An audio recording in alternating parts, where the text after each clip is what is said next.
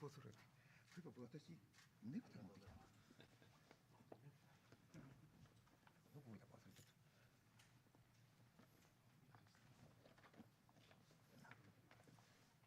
ありました。まだ大丈夫ですか？時間は。この辺でよろしいでしょうか。He wants to have his necktie. あ、ネクタイ。ネクタイをちょっと。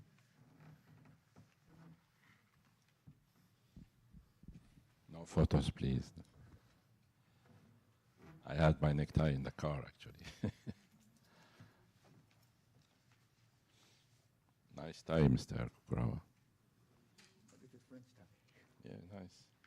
It's green, so it looks like. Yes.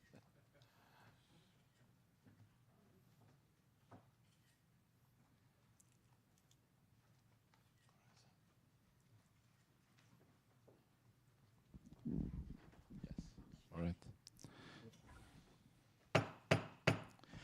Good afternoon, ladies and gentlemen. Welcome to the Foreign Correspondents Club of Japan. I welcome those of you who are here and online, and I start welcoming our guest speaker, Mr. Arjun Makhijani.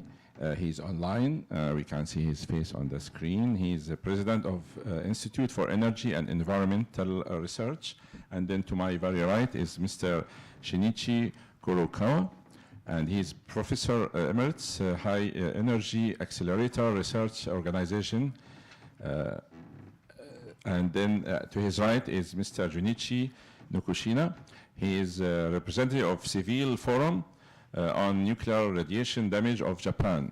And to his right is our interpreter for today's event, Ms. Riso Kumano. My name is Khaldun Azhari. I'm former president of this club, and I am member of PAC committee who organized this press conference for you.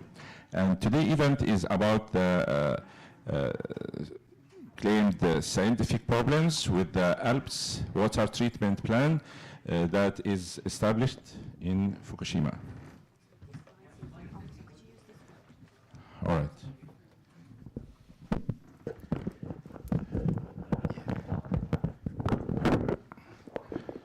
All right, we have the logo now.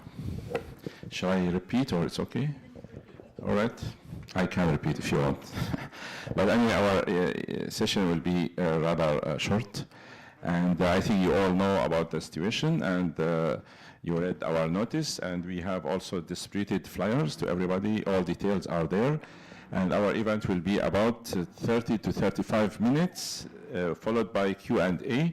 I would like to open the floor first to Mr. Arjun, please. Thank you. Please speak online.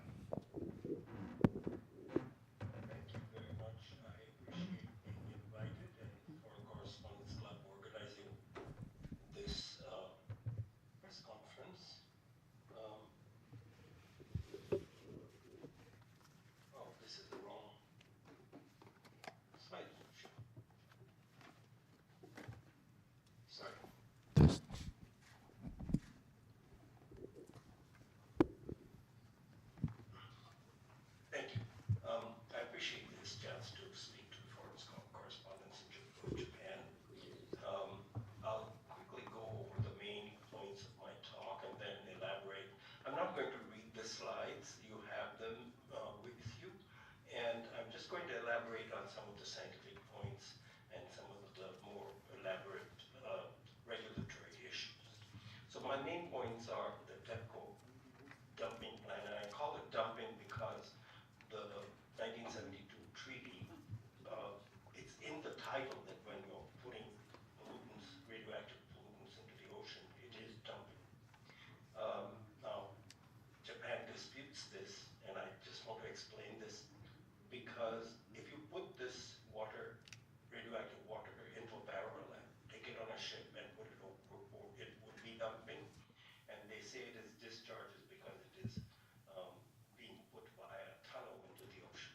That may be a legal nicety, but it is not a nicety that is appreciated or understood or experienced by the ecosystems of the ocean. So I think scientifically it's very appropriate to call it dumping. It's not in accord with IAEA fundamental principles. It is shocking that the IAEA has abandoned the interests of the Pacific region countries in favor of the government of Japan, and I hope that demonstrate this, and I welcome your questions about it. Japan's position that that the Pacific region is one society that can make decisions for everybody opens the door to ecological chaos. Anybody can say, you know, the Pacific region or the whole world is one society, so I can dump anything I want, and I judge it to be beneficial. This is very harmful reasoning. This reasoning was there, not in those words, but very clearly in the letter that was sent to the Pacific Islands Forum by the Japanese government, I believe at the end of June this year. The radiological environmental impact statement, among others, is seriously deficient, and the IAEA has largely relied on it. There are also other scientific deficiencies that I'm going to talk about. This is not the only insult to the oceans, as you know. The oceans are extremely stressed. This is the UN Decade of the Oceans. Scores of countries have just signed a treaty to protect the oceans. There are already 2 treaties of long standing to protect the oceans, and that is because the oceans are under siege from so many different directions. It's time to stop the idea that dilution is a solution to pollution. And the expert panel, so I'm one of the members of the expert panel appointed by the Pacific Islands Forum. Today I'm drawing on that experience and on our common judgment, but I'm speaking for myself today. These slides have not been reviewed. There hasn't been time for everybody to review everything, but I largely draw on the panel's work. The statements are my own, however, feel free to quote the slides or anything I say today. Thank you very much. After that introduction, why do I say that the plan, the TEPCO dumping plan, violates the justification requirements and guidance in the IAEA? So the IAEA announced a series of 7 documents which they said they would judge this plan by. Among those documents is the document which is called the Fundamental Safety Principles. Fundamental Safety Principle number 4 on justification requires that any activity that's going to cause harm must yield an overall benefit. The general safety guide, the guidelines are there to explain what these principles and requirements mean. And that guide, GSG 8, explains, and I have quoted it, the justification is a process of determining whether a practice is overall beneficial. Expected benefits to individuals and society from introducing or continuing the practice outweigh the harm. So you have to actually calculate benefits, if there are any, and harm, and not only radiation harm, so including radiation detriment, but other kinds of harm as well. So this is a very broad interpretation by the IAEA of the safety principles number 4.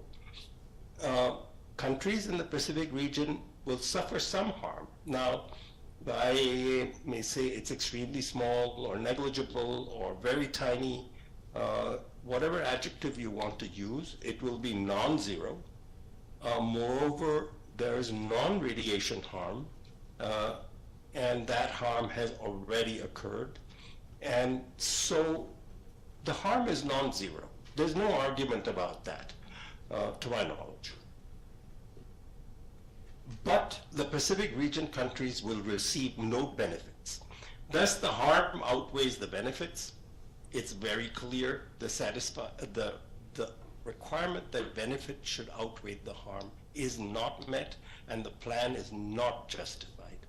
So this is a fundamental thing that the expert panel brought up repeatedly with the IAEA, with the government of Japan, and with TEPCO. We were privileged to, by being appointed, to have direct discussions multiple times with them.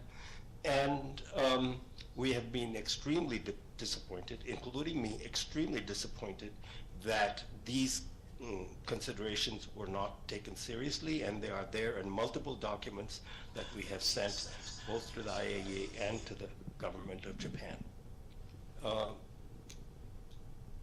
After one of the discussions we had with the government of Japan and TEPCO, the Pacific Islands Forum asked Japan to explain how it justified this, because the IAEA said that it was basically for the government to examine the justification requirement and not for the IAEA. I'll come to that point in a moment. The letter that Japan sent, the government of Japan sent to the Pacific Island Forum, to which the expert panel, 4 of the members of 5, responded in detail, basically said that Japan need not evaluate the harm to every country. Basically that it was going to regard the Pacific region as one society, and on that basis it claimed the dumping is justified because the dumping would facilitate decommissioning of the whole society, and that would benefit Japan and the whole Pacific region. Now, even if this statement is correct that it would benefit the whole region, Japan has unilaterally decided for all the countries in the region by saying it's all one society, but not accorded any decision-making rights to those countries. In my opinion, this is an unacceptable and shocking statement, especially coming from Japan, but coming from any country it would be shocking. We can imagine if China made this statement today, or North Korea made this statement, what Japan or the United States might say. But Japan has said they're going to decide for everybody, basically, that it's all one society, and they decide that it's beneficial. Now, that statement is not even accurate, scientifically speaking, and I will come to that point. But this is not only a failure of TEPCO and the government of Japan, it's a significant failure of oversight by Japan's Nuclear Regulation Authority. And they have been present in our meetings, and prior to our raising the justification question, there was no evidence that Japan had considered just principle number 4 or general safety guidance number 8 that I have just quoted. Basically, it opens the way for anybody to dump anything in the ocean and say that they are deciding on the benefit of the whole, for the benefit of the whole society without actually consulting them, or consulting them. The Japanese might say they have consulted, but basically they've decided for everybody despite objections.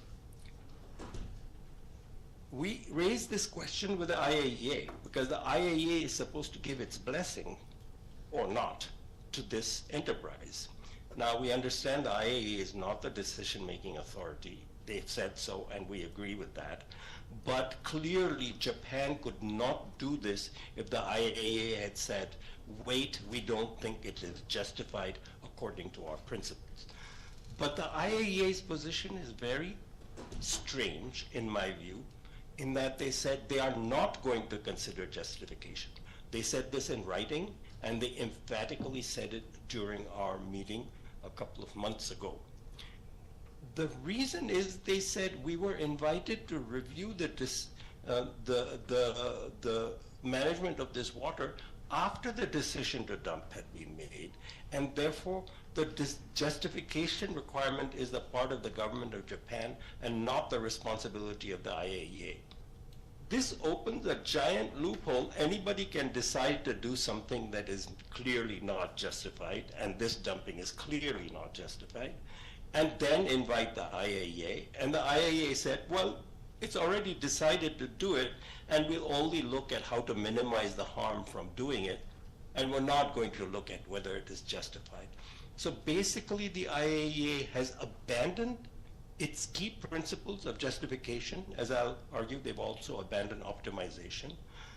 The other thing that was surprising to me, and the first time I saw that so explicitly, was in the final report the IAEA issued last month, that they're not going to look at the non-technical aspects of the harm.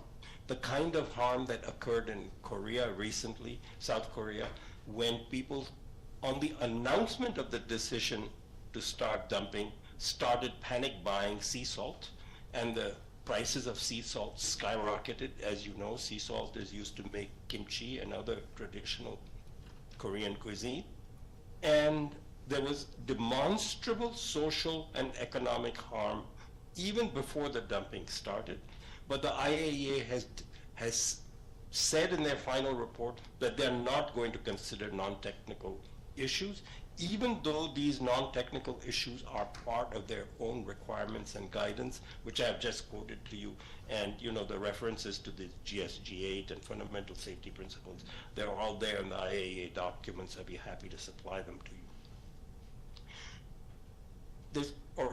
So this is outside of the damage to the fishing communities in Japan. This is damage to the other countries, societies, and people's cultures and economies in the region. Now, there are a number of scientific deficiencies in TEPCO's work, and the expert panel has been raising this repeatedly for well over a year in writing and in repeated meetings. As far as the environmental impact assessment that TEPCO has done, we have said this dumping will not reach equilibrium in the ocean floor because it's not a one-time act. It is an act that will go on for 30 years. And if the reactor cores are not removed, the water may be generated for a lot longer than that. I will call your attention to the 3 Mile Island decommissioning, where there was a partial meltdown of one reactor. That accident happened in 1979. And the decommissioning of that reactor is not expected to be completed till 2037. So 58 years.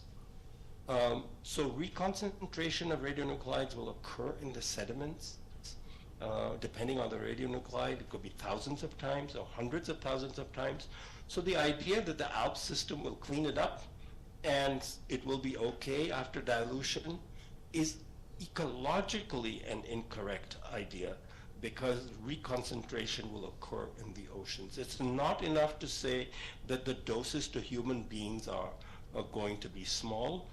The IAEA principles and requirements also require the protection of the environment. As regards tritium, they said, well, tritium impacts are going to be small, 1,300 becquerels per liter. We provided them with a scientific study that showed that damage to fish eggs occurs at 500 becquerels per liter of tritium concentration, 1/3. Now 500 becquerels per liter will be there close to the discharge pipe. It won't be there far from the discharge pipe, but it will be there for 30 years or more. This scientific evidence has been ignored. In fact, the whole reproductive food web in the oceans has not been properly considered. And on the basis of this deficient assessment, both the Nuclear Regulation Authority and the IAEA has given the idea that the impact will be negligible. There are other scientific problems. We raised consistently that the sampling of the tanks is biased. TEPCO doesn't really know what is in the contents of the tanks. We also raised this with the IAEA. And basically both TEPCO, Government of Japan, and IAEA said it doesn't matter that we don't really know what is in the tanks now, because we're going to measure everything just before the dumping and make sure it's in conformity with the rules that we have set up. Well, it's not clear that ALPS has been tested adequately for all the contents of the tanks, because the contents of the tanks are not known. In fact, it's my opinion that we know that some of the tanks contain sludges, particulates at the bottom that may be stirred up when the water is withdrawn. It could clog up the filters. There's no evidence that serious testing of the ALPS system has been done with water from tanks and the sludges.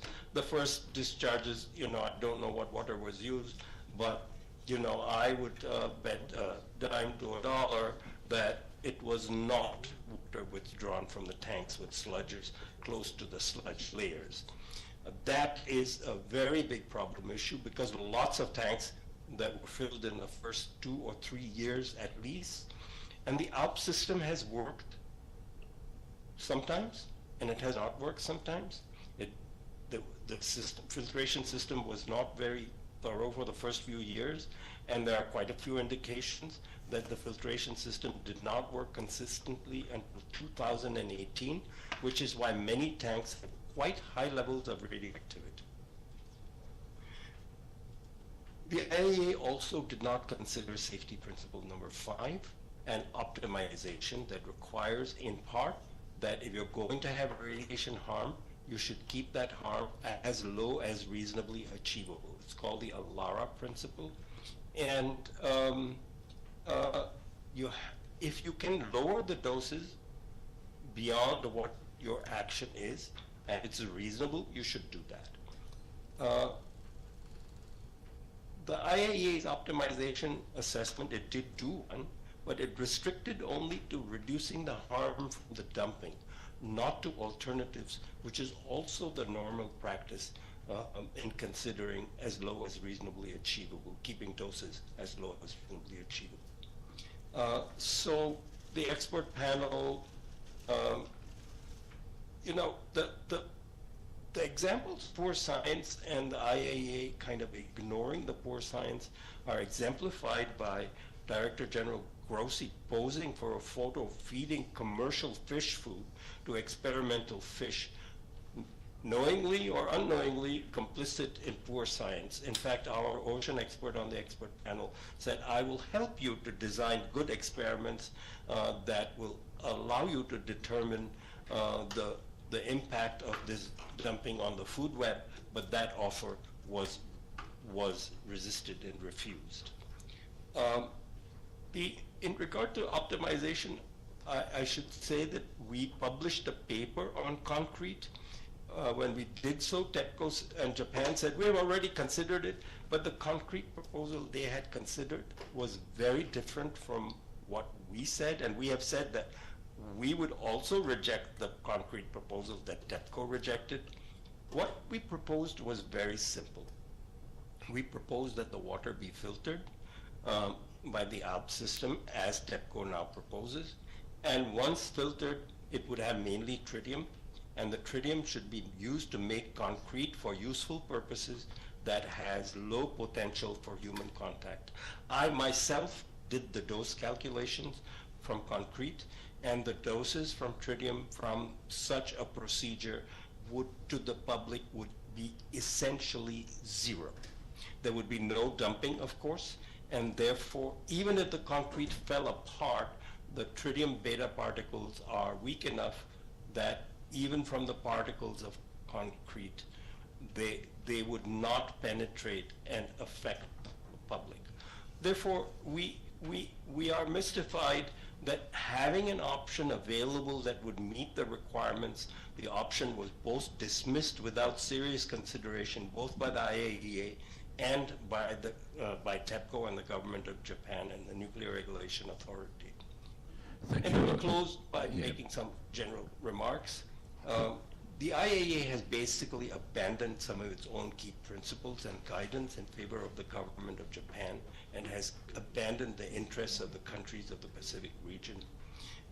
The rejection of the concrete option is a disservice both to the fishing communities in Japan and to the Pacific region. We have to put an end to the idea that dilution is the solution to pollution. Just because other countries are doing it does not just, that is, dumping tritium contaminated water into the oceans, does not justify Japan's decision. We hoped and said a number of times that Japan should be exemplary and other countries should look to stop the dumping. And the IAEA has never looked at this international aspect in the sense of justification, harm to other countries from the dumping of a member country, but it is time to do it.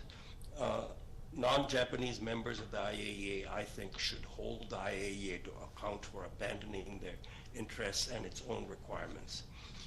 Japan's unilateral decision is perhaps the most serious problem in this whole affair, because it opens the door to any country doing anything to the oceans in terms of radioactivity and justifying it and asking the IAEA for their imprimatur, which the IAEA has unfortunately given. I think Japan, not significant harm has not yet been done, even though the dumping has started. Japan could still stop and adopt, seriously evaluate the concrete option before any further action for dumping is taken. Thank you very much. Thank you very much. Kurokawa-san, please. You have short, please. Nishi-san, thanks. 皆さんこんにちは。放射線被曝を学習する会の、ぬくしな純一と申します。10年前から、この福島原発事故の問題について、被爆学習会を東京で開催してきました。Good afternoon, everyone. I am Junichi Nukushina. I'm with the Civil Forum on Nuclear Radiation Damages in Japan. Since the summer of 10 years ago, we have been holding monthly study sessions on radiation damages in Tokyo. コロナ禍以来ですね、オンラインの被爆学習会に切り替えておりますけれども、参加者が200名を超えるということもあります。Since the COVID-19 pandemic, we have switched to online study sessions, and we sometimes have more than 200 participants. で汚染水の海洋放出という問題はですね、今まで核の被害国だった日本が核の加害国になるという重大な問題でもあります。で、私たちは、今回他の市民団体にも呼びかけまして、158団体連名で岸田首相に対し、この海洋放出を中止するように申し入れました。で、どうして私たちがそういう申し入れをしたのか、これからご説明したいと思います。The discharge of contaminated water into the ocean is a grave issue whereby Japan will turn into a nuclear offender state from a nuclear victim state. We have reached out to other citizens groups, and a total of 158 organizations have jointly called on Prime Minister Kishida to stop the discharge into the ocean. I would now like to explain why we demanded that the discharge be stopped.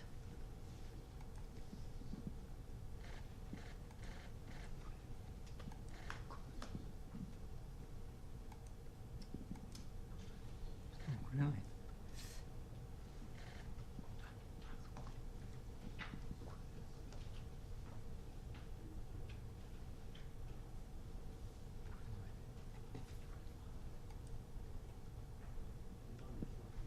すみません、送れない。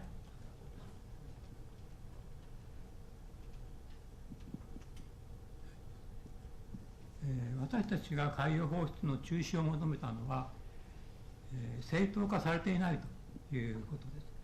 それで、正当化というのはですね、ICRP が決めている、防護の3原則、その筆頭です。The reason why we have called for a stop to the ocean discharge is because it's not justified. Justification is the first of the 3 principles of protection set forth by the ICRP, the International Commission on Radiological Protection. この図はですね、日本の環境省からの資料から、お借りしたものなんですけれども、放射線を使う行為というのはもたらされる利益ですね、益ですね、ベネフィットあるいはメリットと言いますけれども、それが放射線のリスクを上回る場合のみ認められるという大原則です。This chart is taken from the documentation made by the Ministry of the Environment of Japan. It is the fundamental principle that the act of using radiation is acceptable only if the benefits or the advantages outweigh the risks of the radiation.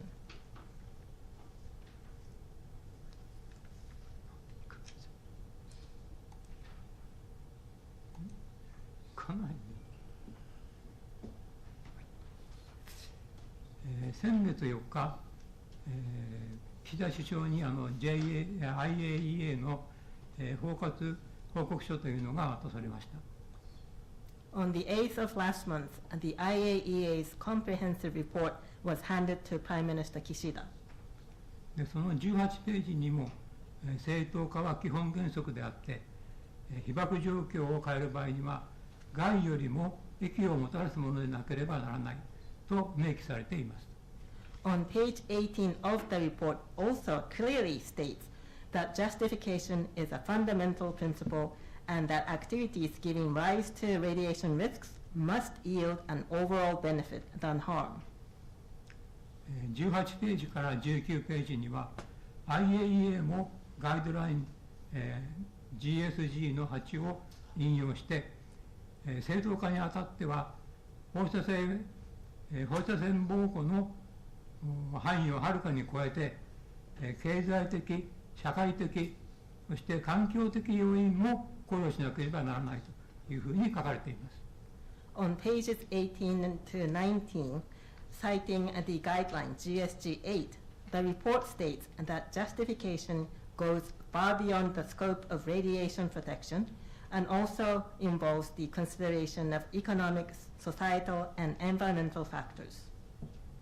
被爆による被害だけではなくて、水産物の需要減少とか、あるいはその輸入禁止措置も害に含まれるわけです。This includes not only the damage caused by radiation exposure, but also the reduction in demand for fishery products and import bans. That should be considered as part of the harm.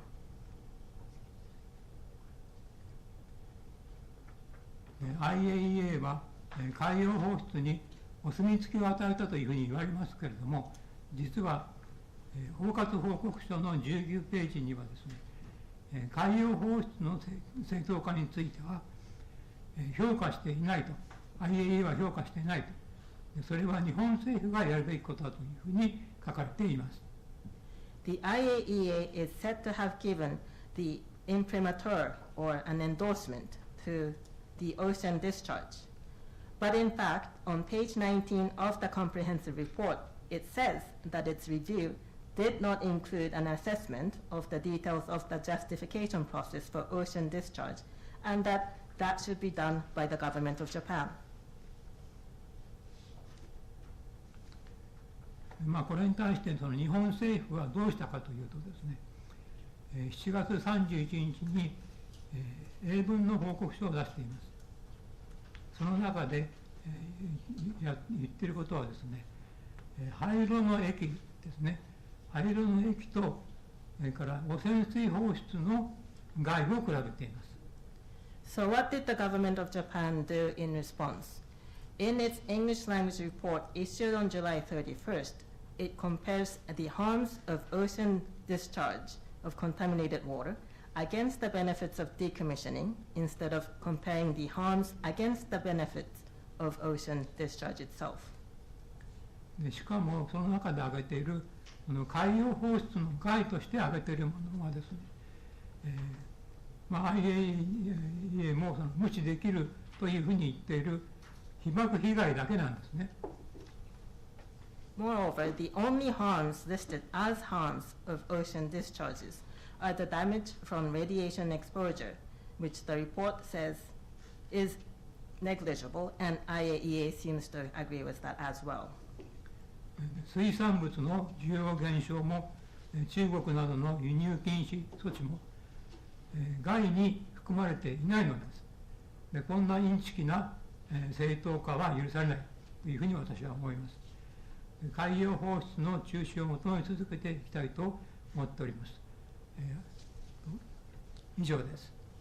Neither the decrease in demand for fishery products nor the ban on imports from China and other countries are included in the harms.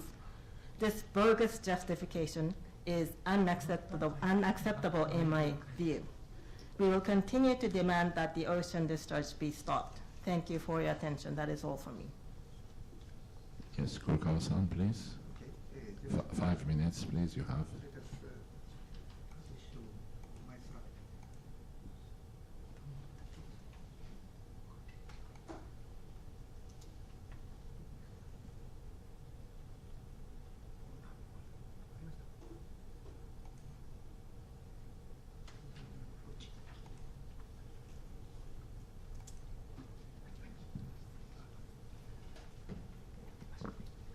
Okay, my name is Kurokawa, and I at some point, in addition to the two gentlemen's talk, why the government of Japan fortified G7 communiques.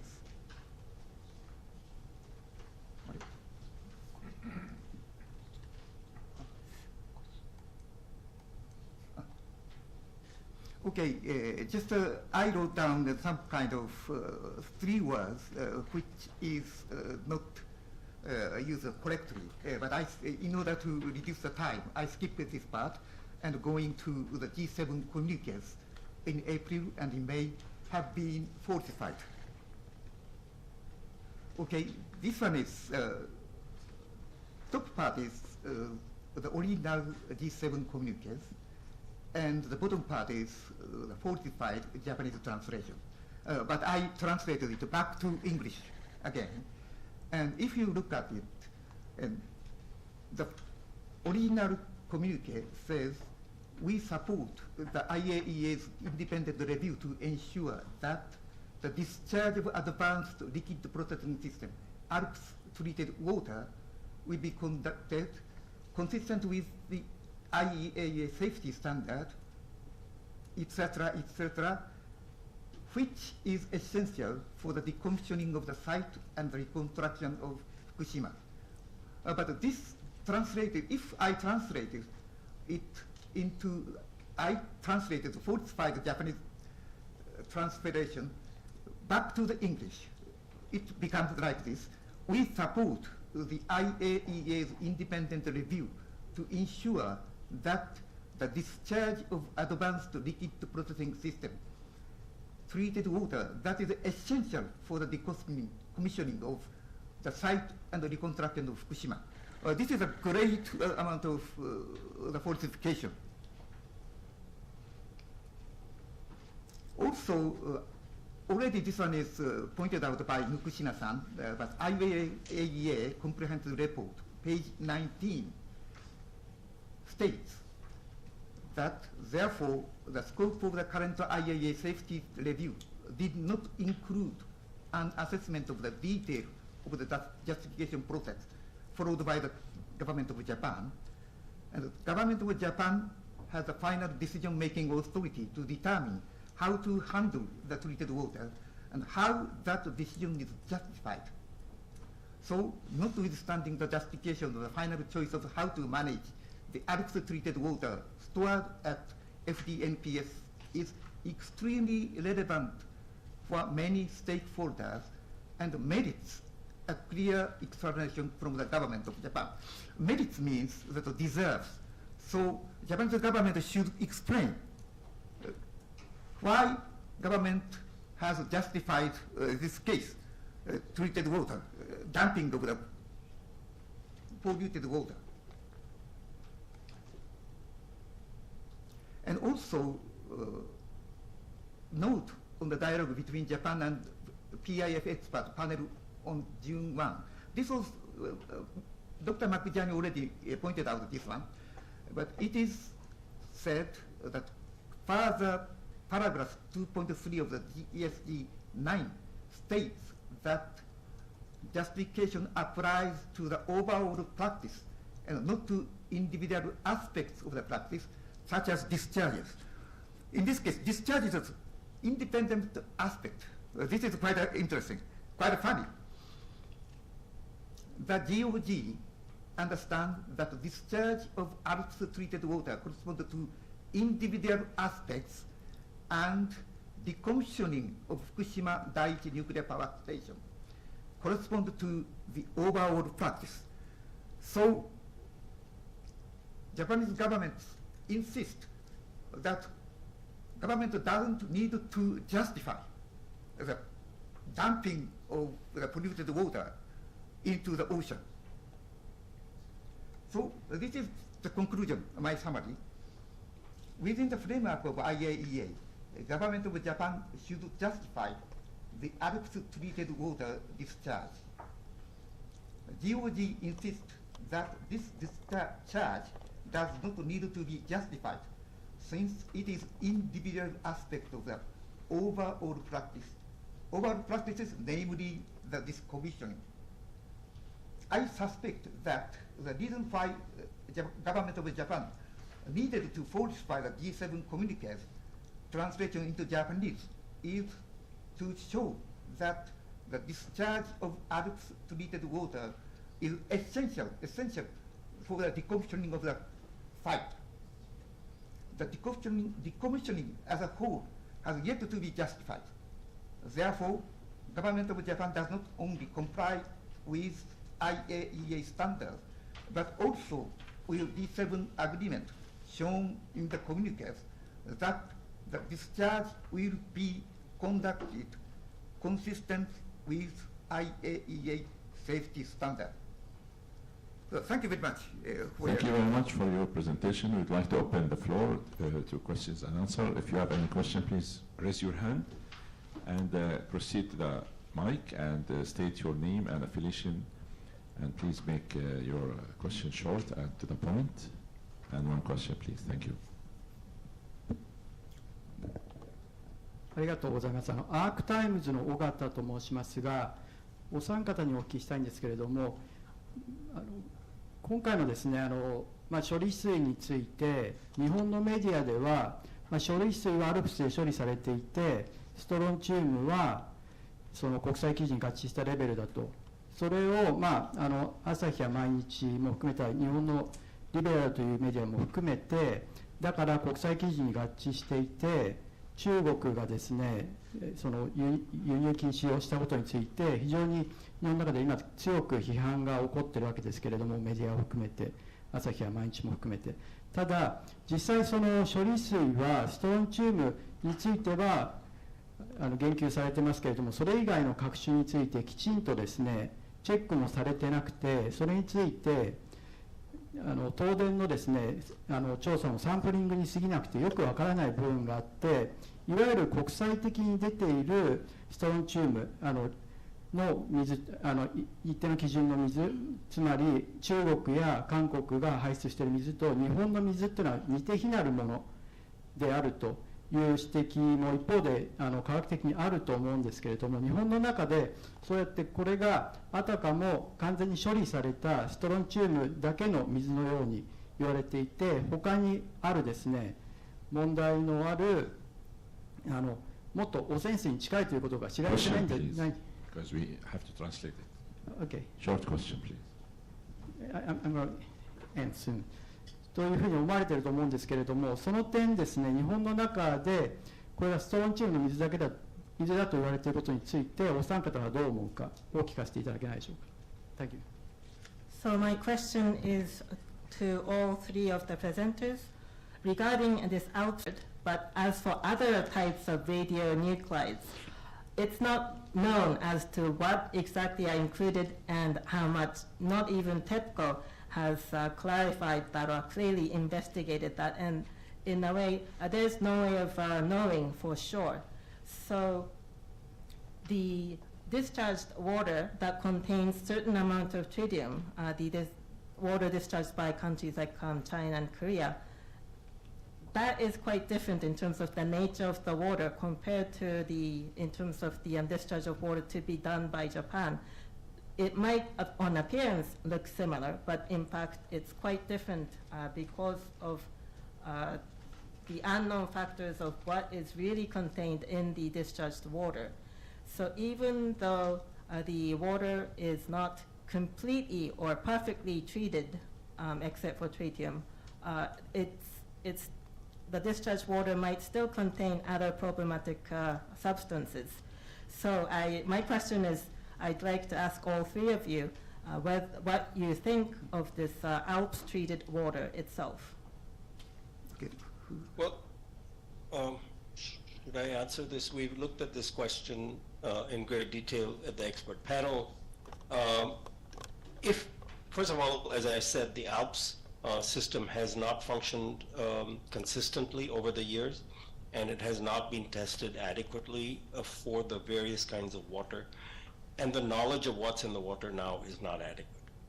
That said, the water is going to be filtered, and even if the ALPS system works as designed or as hoped, There will be other radionuclides other than tritium and carbon-14. There will be some strontium-90. There will be some other radionuclides, cesium-137, cobalt-60, and so on.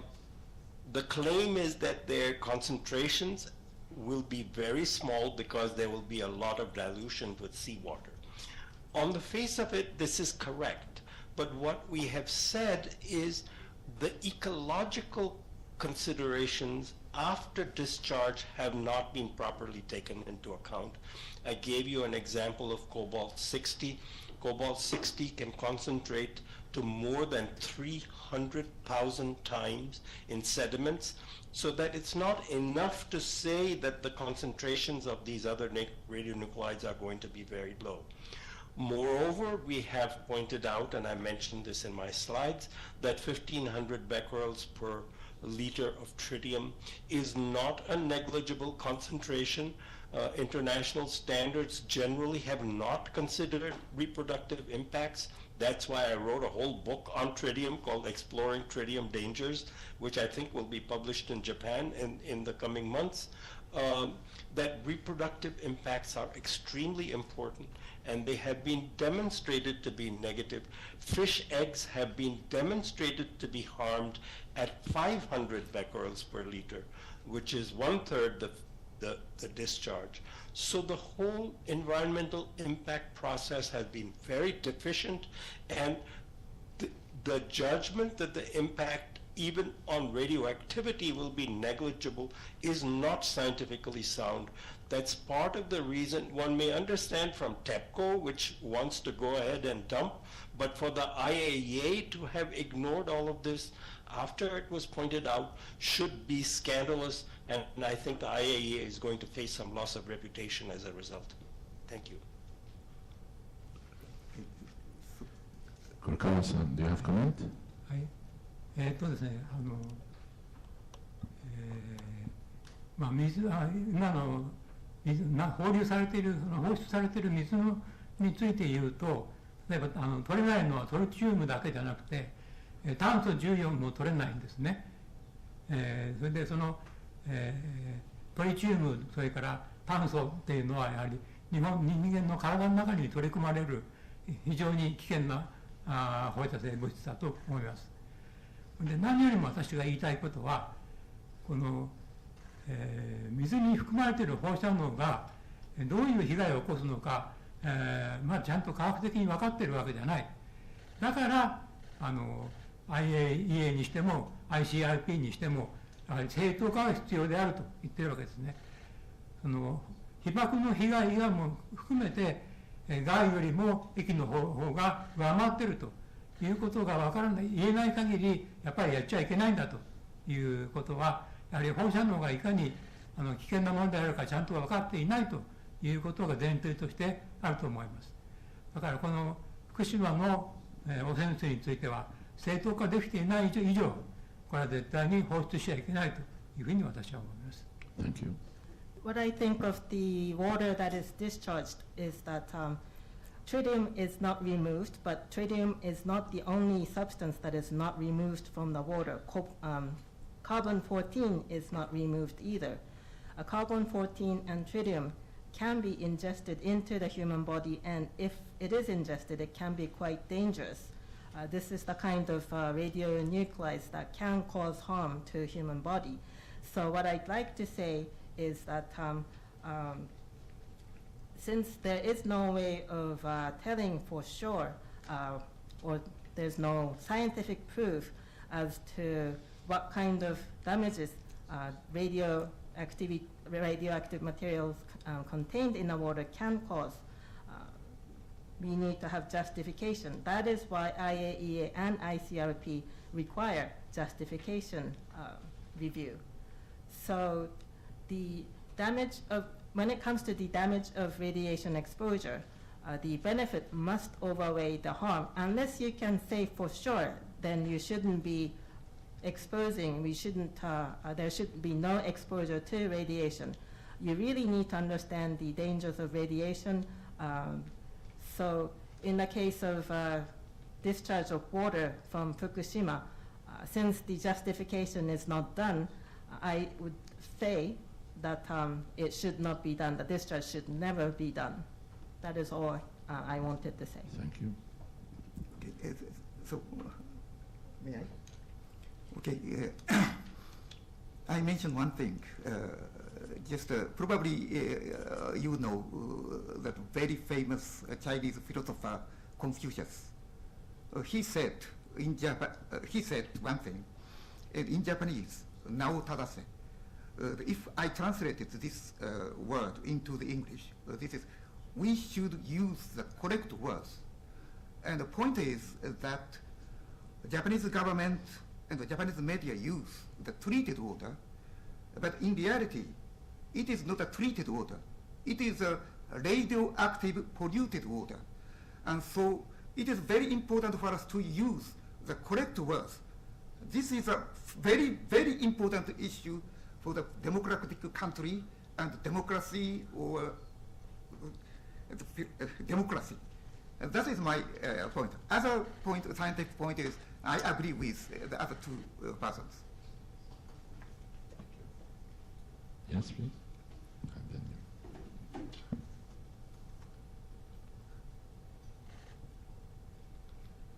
Scott Foster from Asia Times. If you can answer this, the statement from the Japanese government is that the discharge or the dumping of the treated water would be essential for decommissioning and the reconstruction of Fukushima. Now, on the face of it, that seems like a problem of physical arrangement of water tanks and something simple like that, and I don't know the answer. Do you? Yes, I do know the answer to this. Of course, we have considered this thing in detail before unfolding all these criticisms. Some of the criticism would stand on the science. Basically, the Japanese government says that there's no room on the site to build more tanks. Decommissioning requires the emptying of the tanks to make room for other decommissioning activities. The expert panel didn't accept this. There could be room for more tanks, but even if you accept this judgment that emptying the tanks is necessary for other decommissioning activities, and so it is justified because decommissioning is in the interests of society. We proposed specifically, we even wrote a paper on the concrete option explaining exactly what it is, and we demonstrated that the concrete option could be achieved without dumping. It could be achieved with essentially zero radiation doses. And we even looked at the concrete production in Japan and the cement production in Japan to show that it could be completed in much less than 30 years. So if emptying the tanks and decommissioning of the site is the justification, then they should have looked at the concrete option very seriously instead of dismissing it with perfunctory excuses that did not amount to a serious evaluation. We did a serious evaluation, and we believe even if the dumping issues are ignored, that the decommissioning would be much better promoted by doing, filtering the water, producing concrete. It could be completed in 5 to 10 years, in my opinion. And I have done the calculations on this pretty carefully, and my colleagues have also done and reviewed my calculations. Thank you very much. So there is a very good answer to this question, and I believe that the Japanese government has not addressed, has rejected the concrete option in not very good faith. Why did they reject that, in your opinion? Well, they raised a number of excuses. When we first raised it, they said we have already considered the concrete option and gave us a 2016 document in which they proposed as one option for the water to mix it with a concrete-like substance and dump it as waste in the ground without treatment of the water. Now, there's quite a lot of experience, including in the United States, and I'm very familiar with it, that mixing highly radioactive water, and a lot of the tank water is highly radioactive, in concrete and putting it in the soil is a recipe for environmental problems. There have been many from such activities in the United States. So I would have also rejected that option, and we have said so in writing. The option we proposed is not that. We proposed filtering the water first, which is the same as what TEPCO proposes, and then making concrete with it instead of ocean dumping.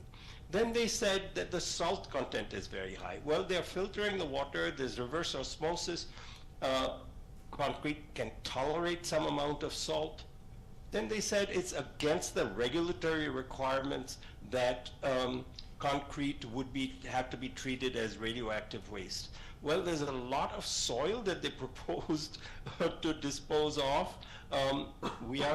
They could ask for a change in the regulations, but they never suggested that they could do that. They are making a lot of concrete and using it for shore protection and on the site. Expert panel members who have visited it saw that. They should at least have made an independent expert evaluation of the proposal and stopped the dumping for the time it took for a serious public debate. In my opinion, they have dismissed the option in bad faith, and they have not given it the consideration it deserves, because they have been determined from long before. And the IAEA also has been indicated that it had decided that dumping was okay, even before the panel to review the problem was appointed. Director General Grossi said in April 2021 that everybody's doing it, it's international practice, and so Japan's practice is in line with what everybody is doing. As I've said, if everybody leaves dog poop in the street, it doesn't mean it's good practice. It's not good practice, and it's not justified, and it's not a court of the regulations. The Japanese government did not consider the concrete option in good faith. Thank you very much. Next question, Sure. please. Make it short, please. We extend the session about 10 minutes. Thank you.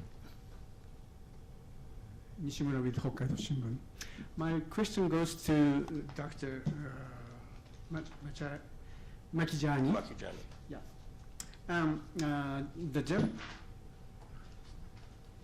Japanese government emphasizes that the treated water is diluted enough under the level of 1,500 becquerels per liter.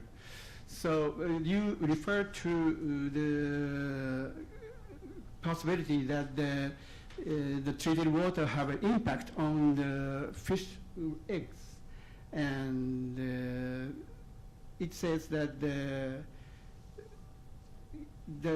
possibilities does not appear to have been taken into account. So I would like to ask you about the details of that study.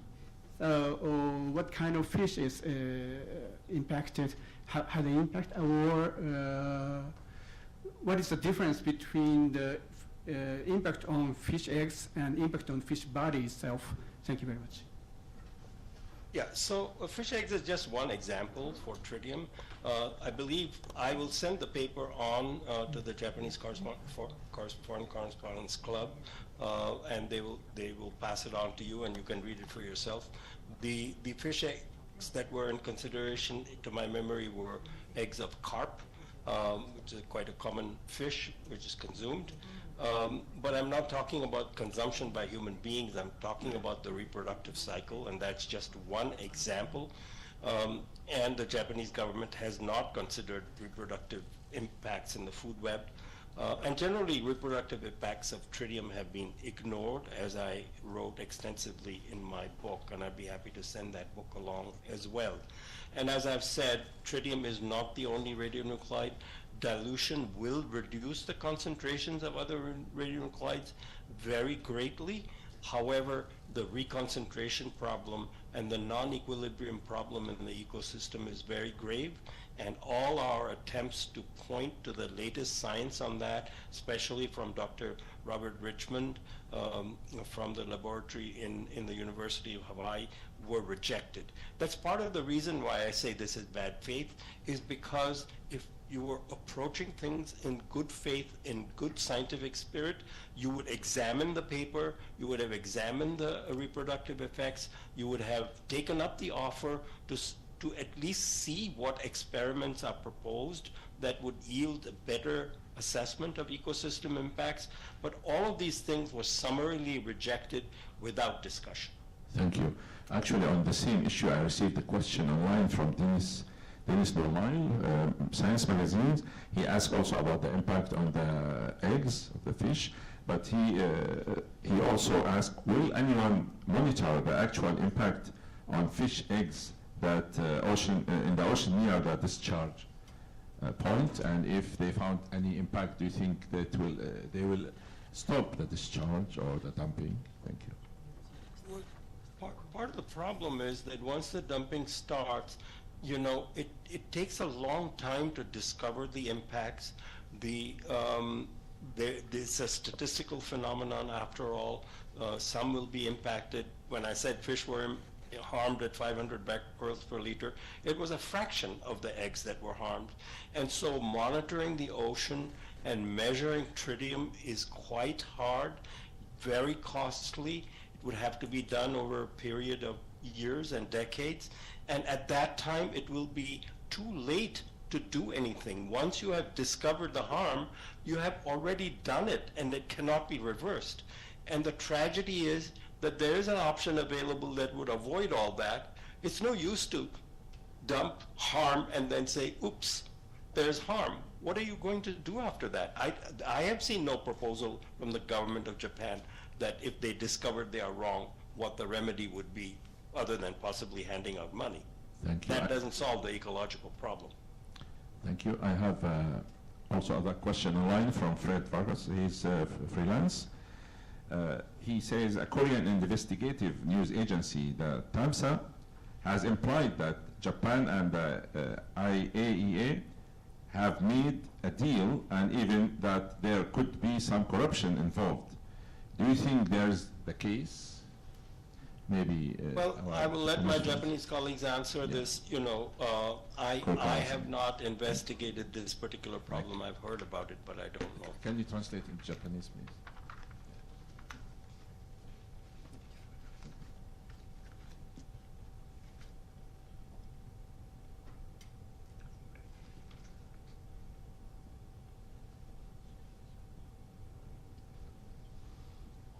I don't know. This one is just I heard about this kind of thing that I don't have any kind of the evidence, so I cannot judge. All right. Okay.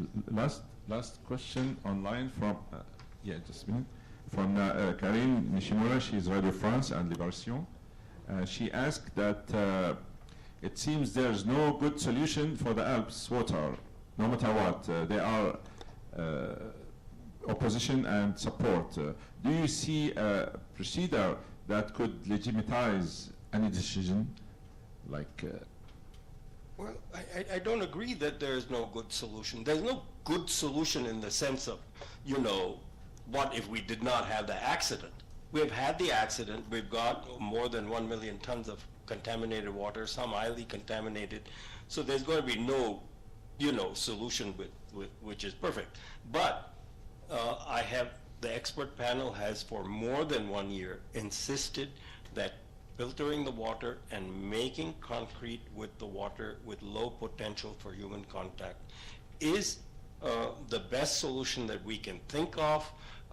It will demonstrably have zero radiation doses, and of course by definition it will not involve ocean dumping or any of the impacts we've talked about. So I don't understand why the questioner says that there's no solution or no good solution, and basically I don't know if the implication is that dumping cannot be avoided, but it can be avoided and it should be avoided. Thank you. Once more. You are Arc Times? Yes, Arc Times. What So, does that mean? yeah, let me ask a question. Arc Time, I'm Toshiyota with Arc Time. It would be easier for you to understand Christian English. So I'm going to translate my English quickly to Japanese later. So my question is a little bit related to the earlier questions, but all of you are very critical about the IAEA decision to support Japanese assessment on the water. But given the fact that Japan is a number 3 contributor to IAEA, following United States, China, and Japan. So United States 22%, around 22%, and China about 11%, and Japan contribute to about 8%, as I remember correctly. Do you think those facts that the Japanese government large influence on IAEA had some impact on IAEA decision, and it was biased because of that? And Japan is used to Mr. Amano from Japan used to be a Secretary General of IAEA, so Japan has large influence when it comes to election, especially in IAEA.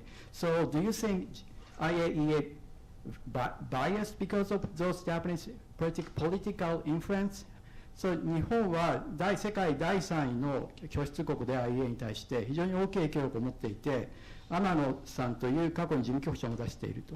で、アメリカ、中国、日本という順番なんですけれども、その影響力が今回の皆さん非常に IAEA の視線に懐疑的で批判的ですけれども、それが今回の IAEA の決断に影響を与えたと思うかというのをお聞きしたいと思います。To Dr. Makhijani, Mr. Kurokawa, and Mr. Nukushima, question to all of you. Thank you.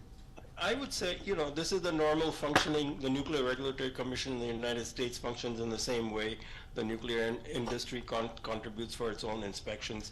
The overall scheme of country contributions, I think, should not be confused with this particular case. There is a problem in the way the IAEA is funded. I think if it is funded for promoting nuclear activities, there I think is the real problem. So the IAEA is not strictly a regulatory body. We had the same problem in the United States where the Atomic Energy Commission was regulating and promoting, and that was found to be a pretty bad idea. There were cover-ups, there were safety scandals. The IAEA is charged by its charter with promoting nuclear energy, and I would suspect, and this is for Mr. Grossi to answer and Mr. Amano, that saying it is normal international practice and therefore it should be okay for Japan to dump is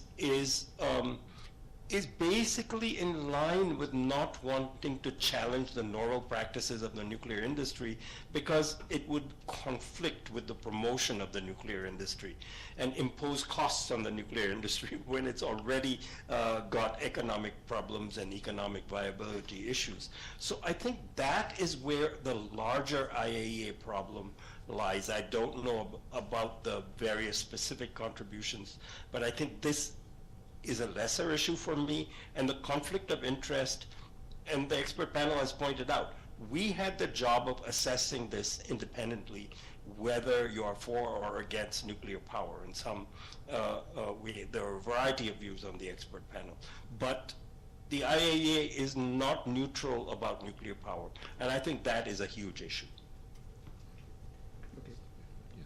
Okay, my point is a little bit different. And I read the final report by IAEA, and then it is many parts are quite ambiguous. And I feel some kind of attitude of the IAEA.